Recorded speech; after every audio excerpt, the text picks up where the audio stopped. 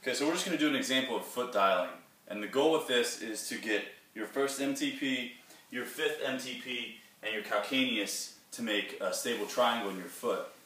What that gives us is the opportunity to use the reflexive contraction of the interossei muscles, which will reflexively contract the rest of the posterior chain. What it's also going to do is centrate our hip, which is important for pretty much any loaded movement or just good movement. So what you're going to do is, depending on the movement, if you're squatting, you're deadlifting, you're obviously going to have a slight foot external rotation. From there, you're just going to externally rotate, but keep your foot stable.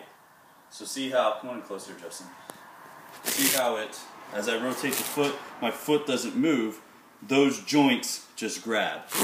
From this position, we get those reflexive contractions and our hip centrates. This is called foot dialing. This is important for any lift. Squatting, deadlifting, overhead press, single leg deadlifts, anything where you're going to need stability out of your foot.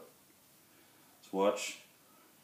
Dial, torque, those joints make a triangle. Now, one mistake people make is they turn too much, they dial too hard, and that first MTP comes off the ground. Look, we've lost our spread of our foot, which causes the interossei to contract, and we get our posterior chain activation. So if you rotate too much, you're going to lose that contact, and then you've kind of messed up the whole deal. So just enough that you can keep that first MTP still in contact.